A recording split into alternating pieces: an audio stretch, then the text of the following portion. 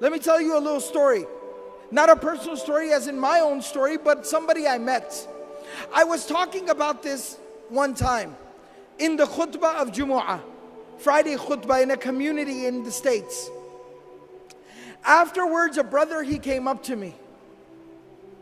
And you know, sometimes people just have that look in their eye.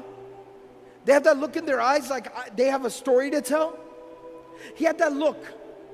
And he walked up to me and he said, brother, what you just talked about really personally hit home for me. And I talked about the death of Khadija, the death of Abu Talib. Such a serious thing. So I said, please tell me, how did it hit home for you? I sat him down, I said, please tell me your story. He said, brother, today was the first day that I prayed in a year. I grew up in a Muslim home. I was born in a Muslim family. I was very practicing for most of my life, praying 5 times a day. But today is the first time I have prayed in a year. I said, what happened? He said, about a year ago, my life was picture perfect. You know, sometimes you have like a 5-year plan or a 10-year plan, your grand plan. And you know, when everything is falling into place, your plan is working out, everything is going according to plan. He said, I was in that part of my life. I was nearing the age of 30.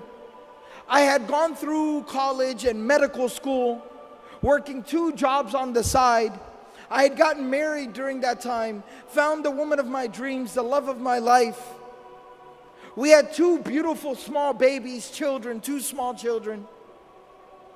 I was in my medical residency, working 16 hours a day.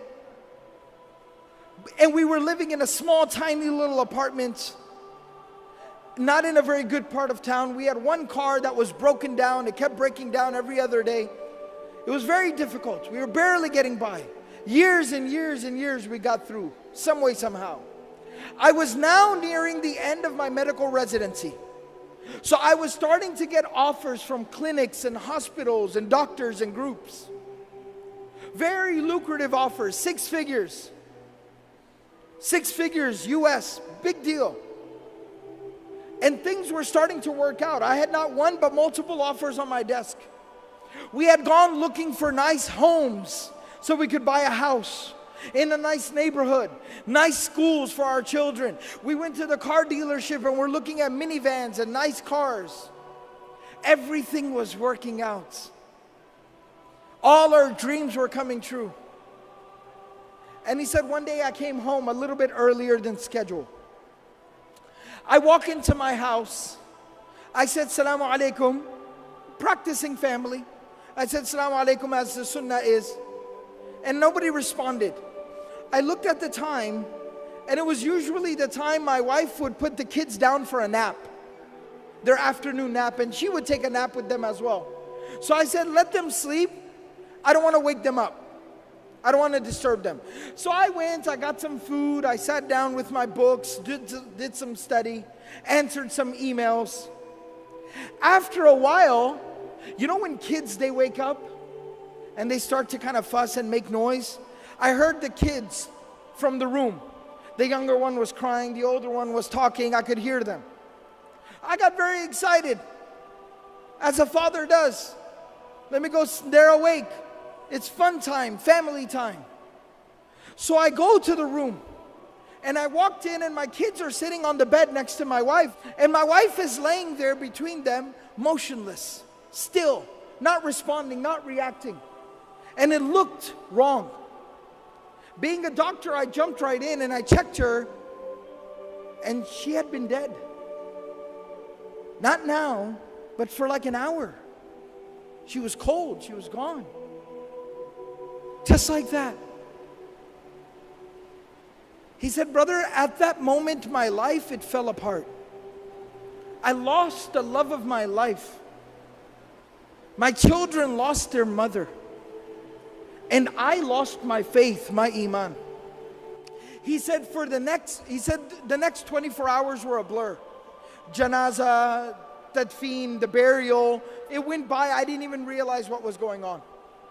After that 24 hours ended and we buried her, I went to my room and I locked myself in my room, and I did not come out of my room for days. I kept the lights off and I just laid in my room and stared at the ceiling. I did not hold my own children in my own hands for the next few days. My mother and my brother were taking care of my babies. I didn't know what I was supposed to do. After a few days, I crawled out of bed. I reconnected with my children. I tried to get back to work, figure out how am I supposed to work and take care of my kids. My mother and my brother, they helped me so much. Slowly but surely, over the weeks and the months, I put my life back together again. I got back to work. I figured out the schedule for the children. And I started figuring things out, but there was one thing that was still missing. One thing I could not figure out. One thing I could not solve. My Imaan was gone. My faith had been broken. I stopped praying. I no longer had faith. I was struggling. And he said, my brother, who wasn't just somebody who just showed up and just told me what to do. You know, some people, when they give advice, they're never there for you. They never help you. They don't support you. They just show up and tell you what to do. My brother was not like that. He looked after my kids. He stayed awake with my babies when I had to go to the hospital for a call. He's somebody who took care of me and my kids. I respect him. I love him. And he's very pious, very righteous. He prays. He kept telling me every single day, brother, come on, you need to pray. Brother, come on, you need to pray. But I kept resisting and refusing. He said, this morning, today, he showed up at my house and he said, I am not taking no for an answer. Mother will watch the children. You are coming to the masjid with me. You will come to Jumu'ah, you will put your face on the ground before Allah subhanahu wa ta'ala and you will pray. You will make sujood, you will say Allahu Akbar, and that hole in your heart will be filled.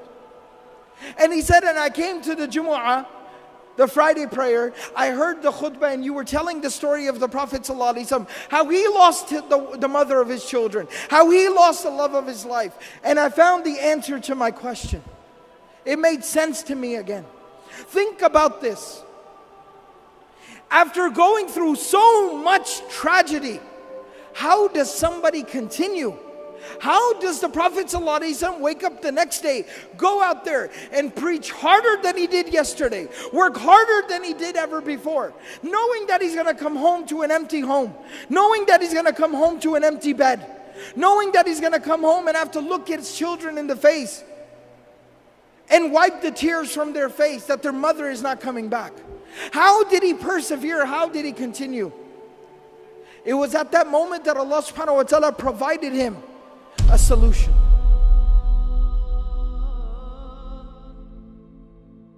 Allah subhanahu wa ta'ala took him on the most miraculous journey any human being has ever experienced. It is called the journey of Al-Isra wal-Mi'raj, the journey by night to Jerusalem, and then the ascension above the heavens.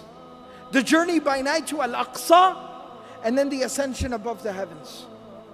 And there he got closer to Allah subhanahu wa ta'ala than any creation of Allah has ever gotten. Even Jibreel alayhi salam stopped at Sidratul Muntaha and he said that you are to go forward from here.